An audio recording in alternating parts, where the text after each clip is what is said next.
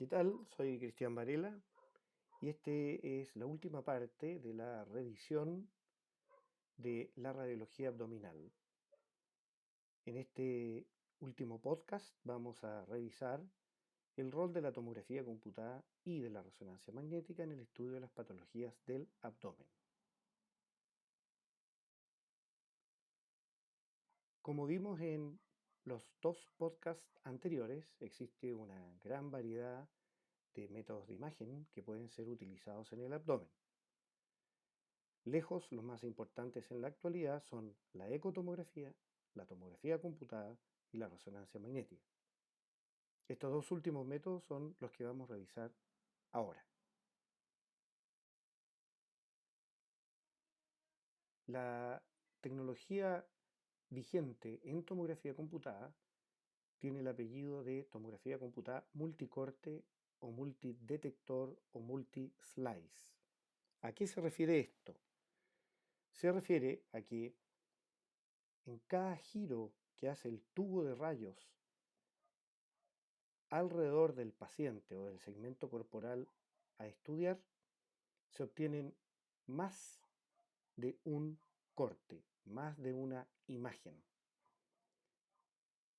Esto porque los nuevos equipos tienen múltiples filas de detectores, las cuales pueden además subdividirse en distintos espesores de corte y por lo tanto tener un efecto multiplicador de la eficiencia de esta técnica.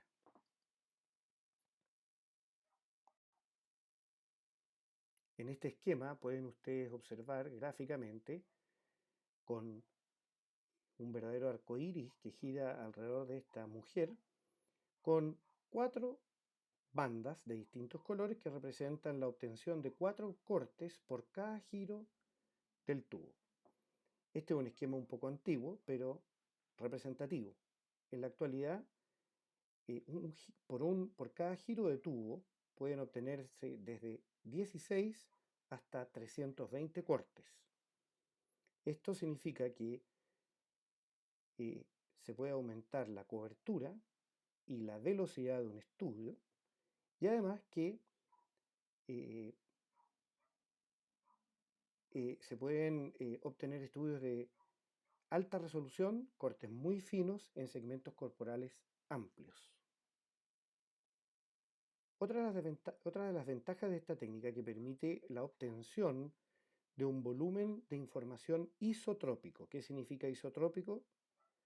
Significa que la resolución es igual en cualquiera de los 3 ejes cardinales más importantes de la anatomía. De esta manera, como ustedes pueden apreciar, no solo los cortes axiales tienen la mejor resolución, sino que también coronales, sagitales o el plano que nosotros queramos utilizar. Entonces, resumiendo, esta nueva tecnología, que está ampliamente disponible en nuestro país, no solo en las clínicas privadas, sino que también en los hospitales públicos, permite aumentar la cobertura de los estudios, mejorar la velocidad, o sea, los pacientes toleran mucho mejor esto, no tienen que estar quietos ni aguantar el aire por tanto tiempo como se hacía antes, y además se pueden obtener estudios de alta resolución, cortes finos, con la misma resolución en todos los planos. Esto que se llama resolución espacial isotrópica.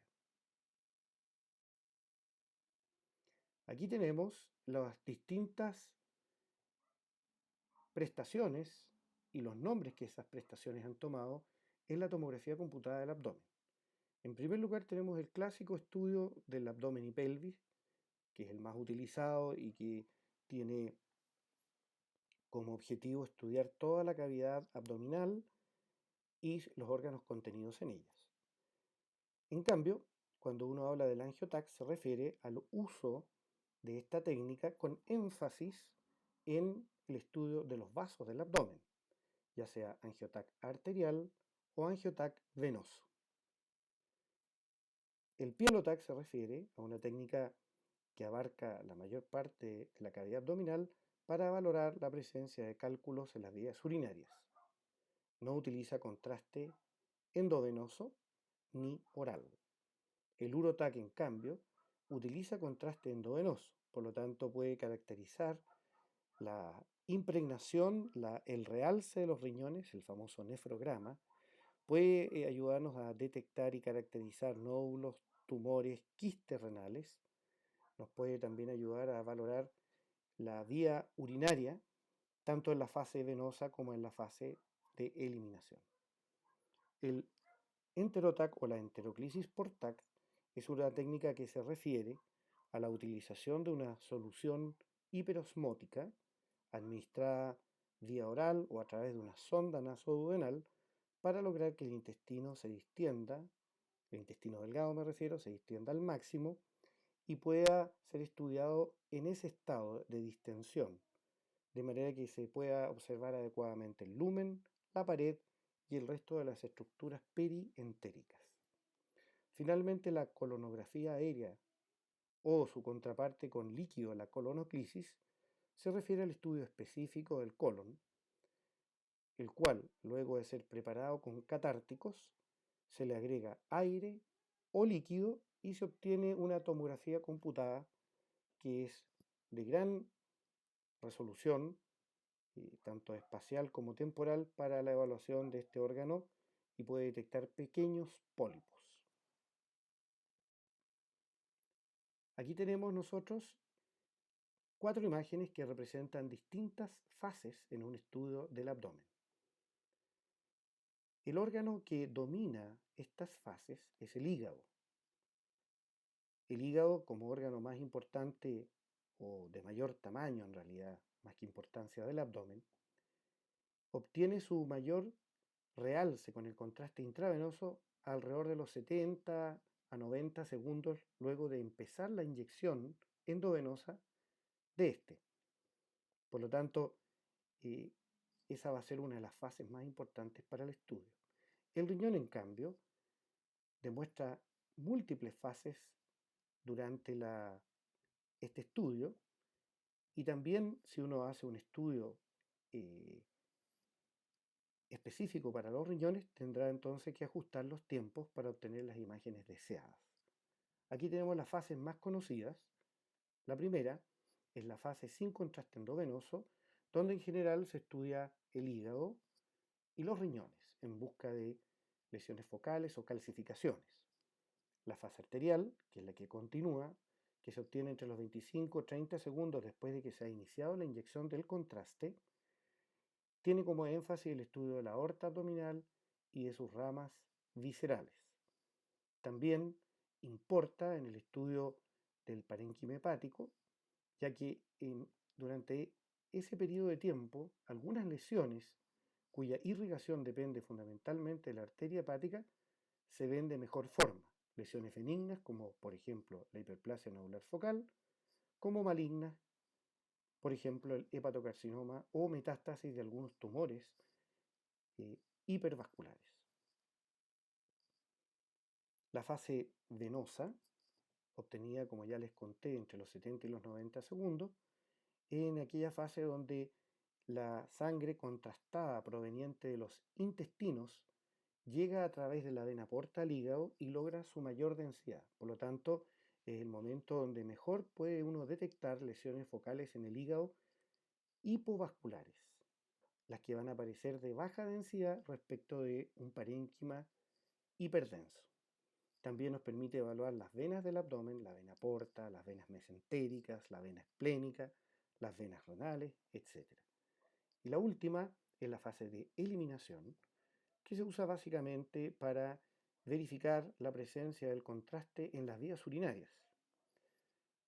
Esto es muy importante cuando uno está valorando si es que las vías urinarias, por ejemplo, tienen una fuga por trauma o por iatrogenia o después de una cirugía, si es que está filtrando y saliéndose la orina desde el sistema urinario, esta es la fase en la cual hay que estudiarlo.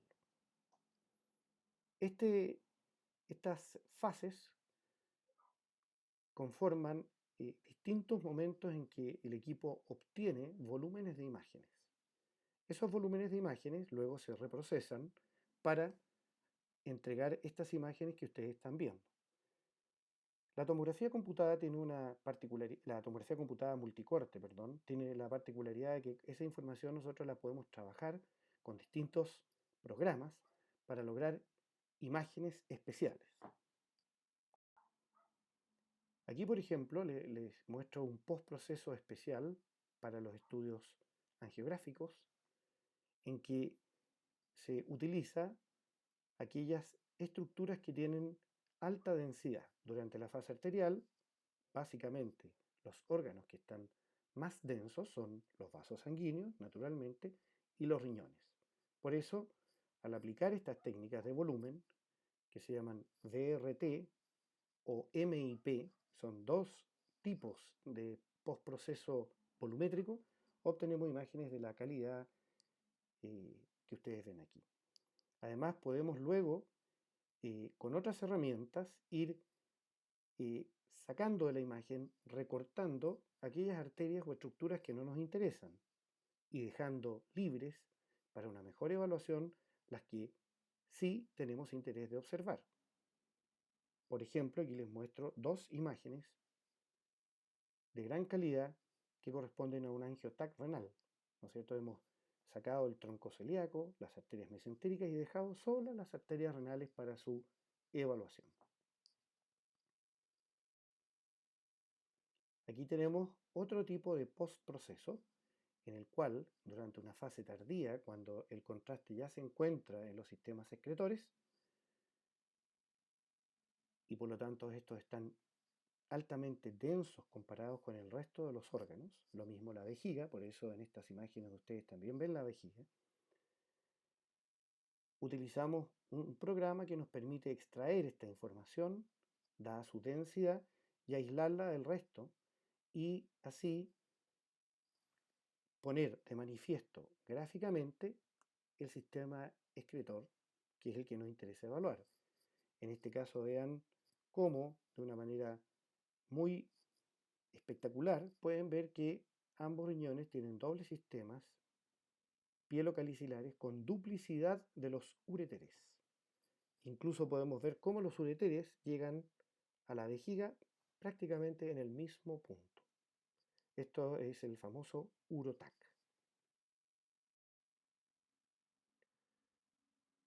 Aquí tenemos un ejemplo de una enteroclisis por TAC. En esta, como les dije, a través de una sonda, que es el método actualmente menos usado porque es bien incómodo, o vía oral se administra una solución hiperosmolar que mantiene el líquido en el lumen del intestino, no permite que éste por algún rato se absorba, por lo tanto distiende el intestino y nos permite evaluar adecuadamente su pared. En este caso, como las flechas indican, la causa de la anemia de este paciente es este gran tumor exofítico, su mayor componente está alejado del lumen y que estaba ulcerado y a través de esa úlcera sangraba y eso provocaba la anemia. Esto correspondió, luego de ser operado, a un GIST, G-I-S-T, que es una sigla en inglés que significa tumor gastrointestinal estromal, que corresponde a una familia particular de neoplasias del intestino delgado y de también el resto del tracto digestivo. Aquí tenemos un paciente de 38 años con dolor abdominal y diarrea crónica, en el cual la EnteroTAC muestra con mucha calidad la presencia de un segmento intestinal de paredes gruesas con un lumen pequeño y los segmentos que lo preceden o lo siguen están dilatados.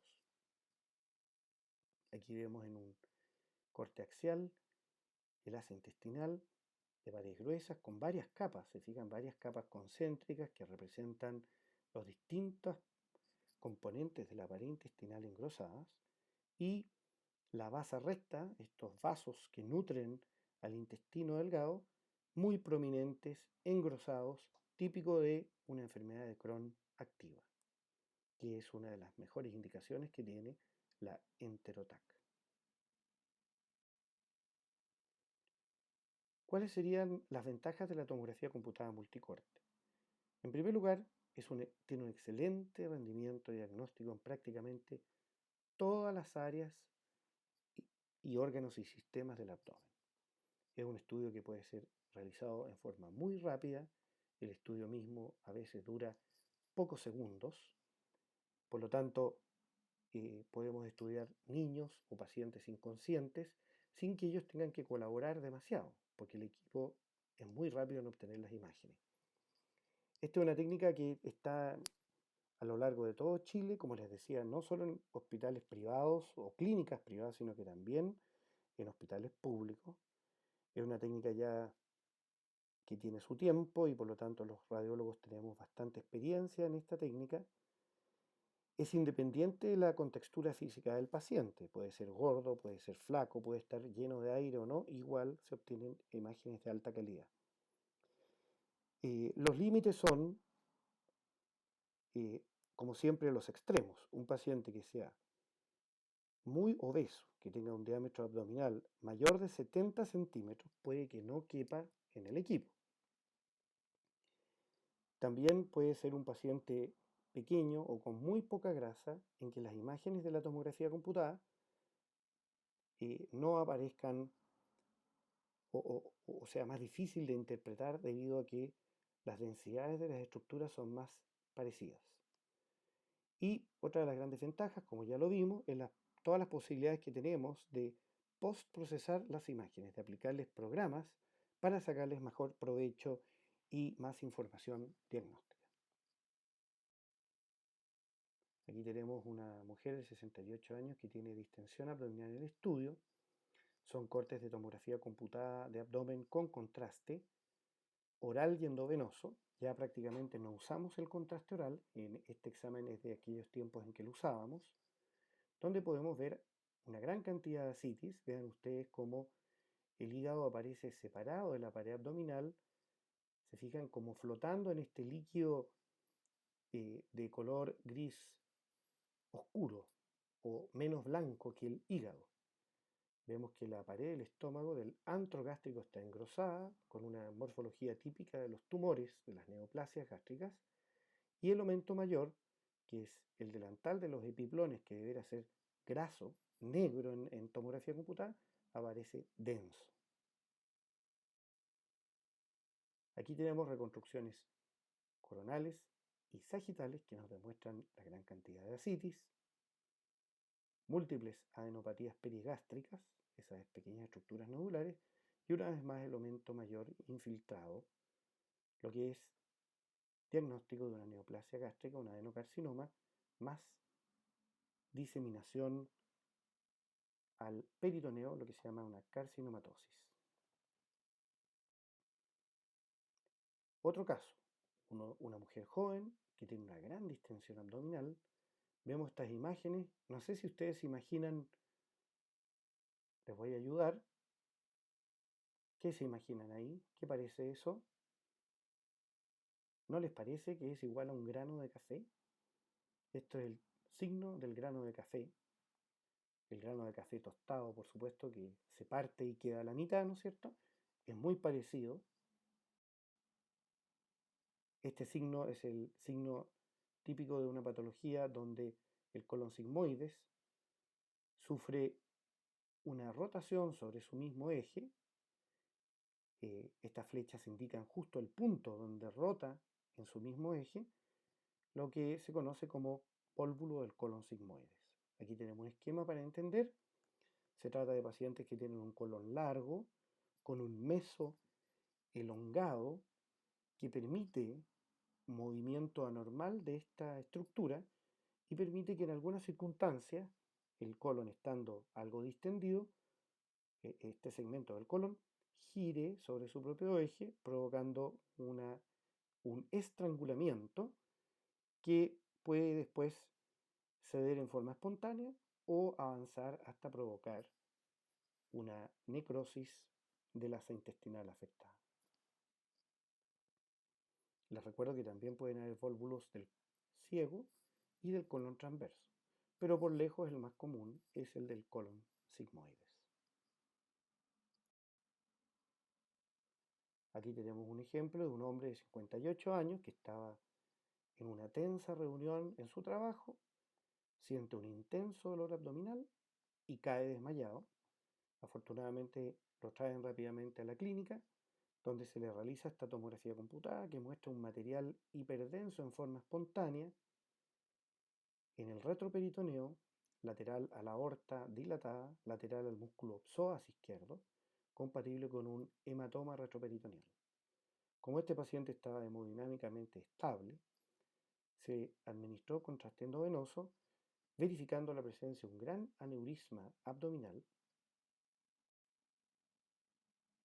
Aquí la flecha lo indica, asociado a un gran hematoma retroperitoneal izquierdo, consistente con un aneurisma de aorta abdominal complicado. Este aneurisma sangró y por lo tanto se transforma en una emergencia quirúrgica. Este paciente hay que tratarlo a la brevedad o puede volver a sangrar, esta vez de una manera que puede ser fatal.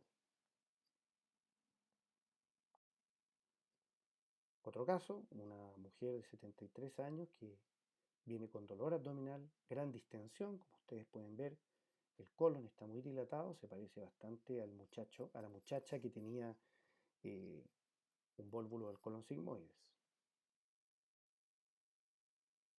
Sin embargo, en este caso, y como lo muestran estas flechas, hay una estenosis que determina dilatación del colon, una dilatación masiva, obstructiva, y cuando uno encuentra esto en pacientes sobre los 40 años, la primera causa es una neoplasia de colon obstructiva.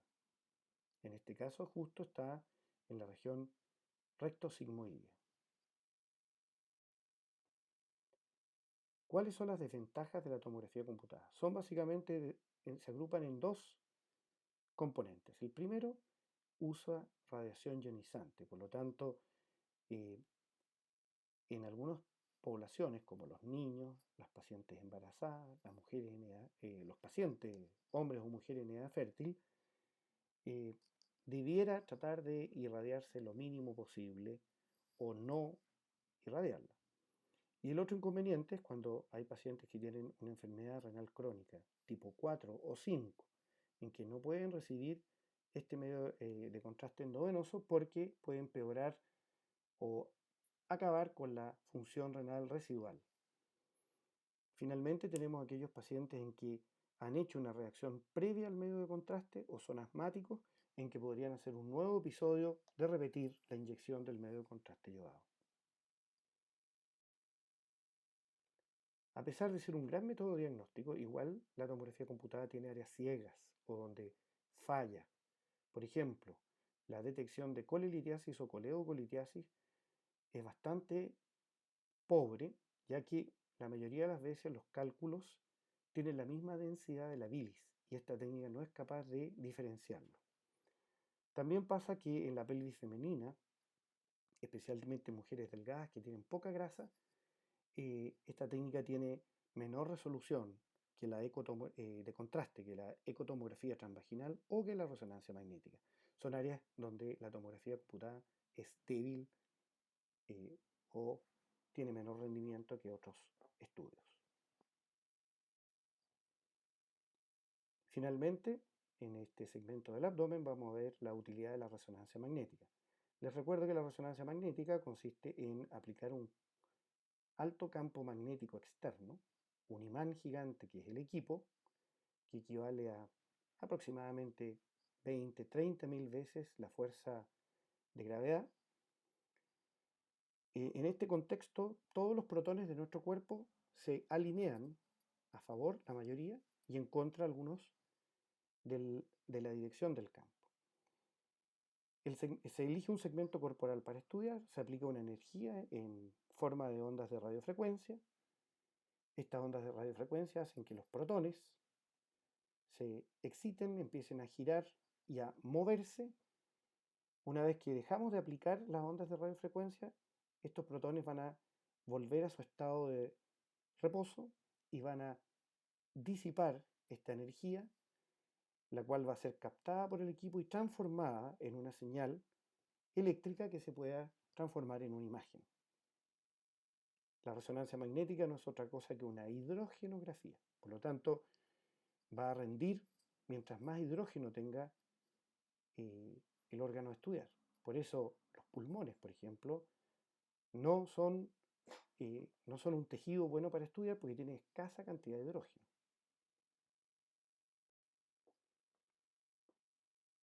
¿Cuáles son las particularidades del uso de esta técnica en el abdomen? En general se usa para resolver problemas. Cuando la ecografía o la tomografía computada no han podido resolver un problema clínico o han encontrado algunos hallazgos que no ha sido posible de caracterizar por completo. Por lo tanto, en general se usa para estudiar órganos o segmentos específicos y se usan protocolos específicos. La ecotomografía o la tomografía computada, por otro lado, tienen la capacidad de hacer un estudio bastante más global, un estudio en que pueden valorar de similar forma prácticamente todos los órganos del abdomen, mientras que la resonancia magnética, aunque puede hacerlo también, es más difícil, es más complejo, por lo tanto uno no la usa como screening, sino que la usa como para resolver problemas, para cortar el queque, como se diría en buen chileno. Aquí tenemos una mujer de 43 años que está con ictericia y con un cólico biliar en estudio. La eco solo demostró dilatación de la vía biliar en una paciente que está colecistectomizada.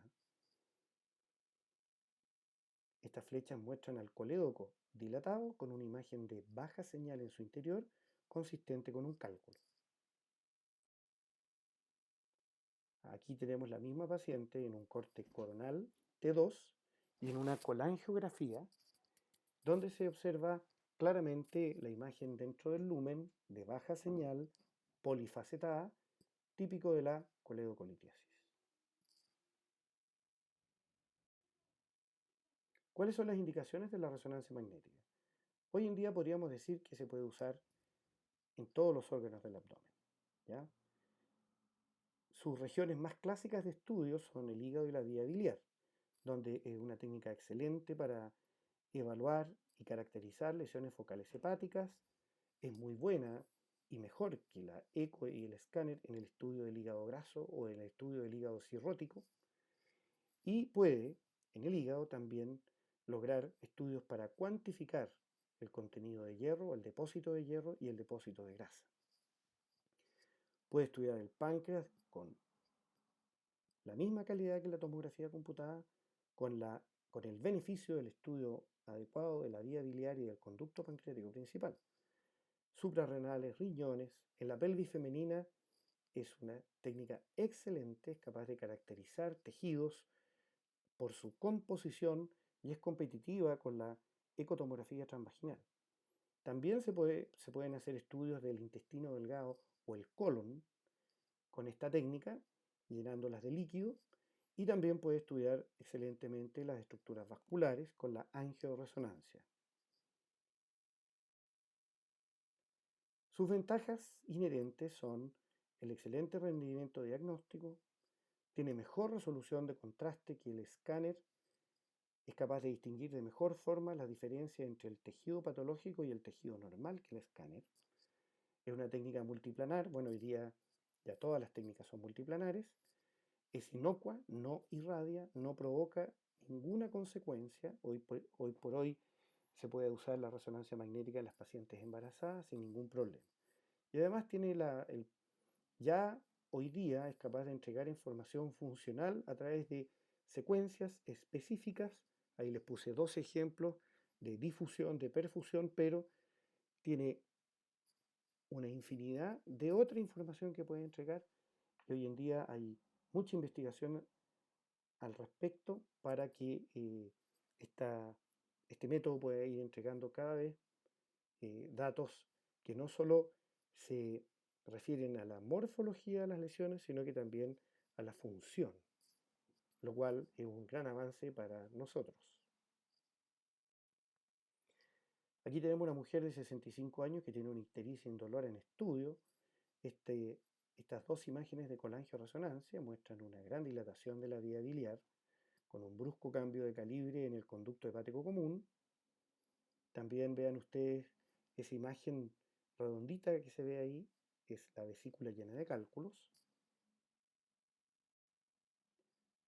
La misma paciente, otros cortes nos muestran que alrededor de la vesícula hay una voluminosa masa hipovascular consistente con una neoplasia de la vesícula biliar que ha infiltrado el hígado y ha provocado estenosis de la vía biliar, por lo tanto ya está fuera del alcance quirúrgico y solo quedan medidas paliativas.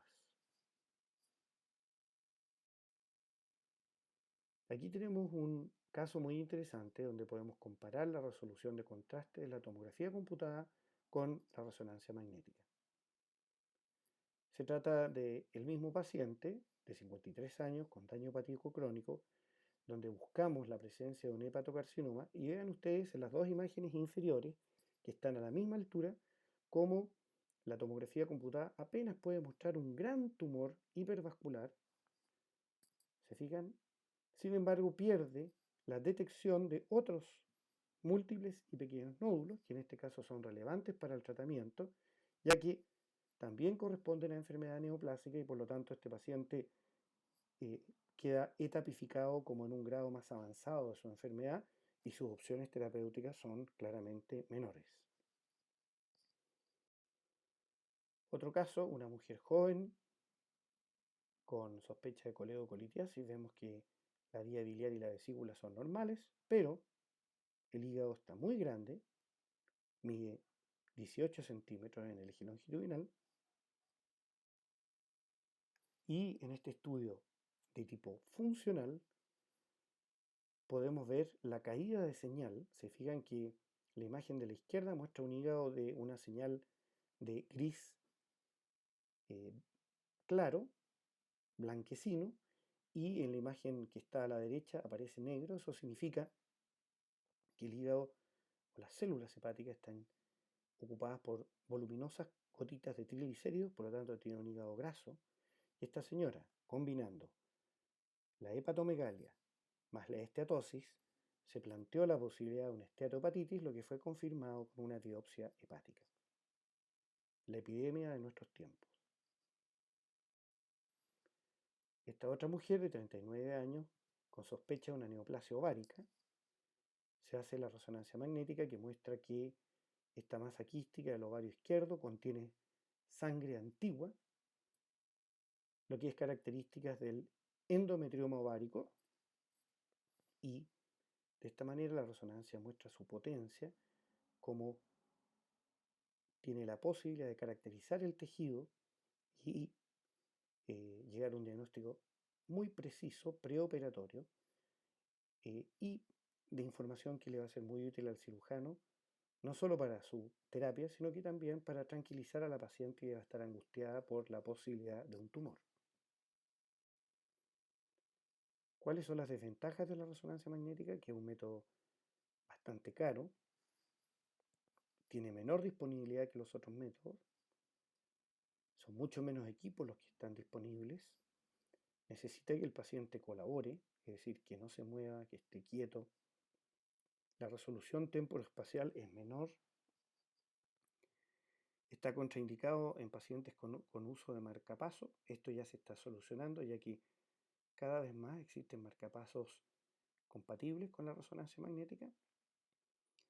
Y aquellos pacientes con insuficiencia renal crónica avanzada en cualquier tipo de diálisis, no solo hemodiálisis, sino que también peritoneodiálisis, en pacientes con injuria renal aguda, también no se recomienda usar método de contraste, ya que puede dar origen a una complicación gravísima llamada la fibrosis sistémica nefrogénica.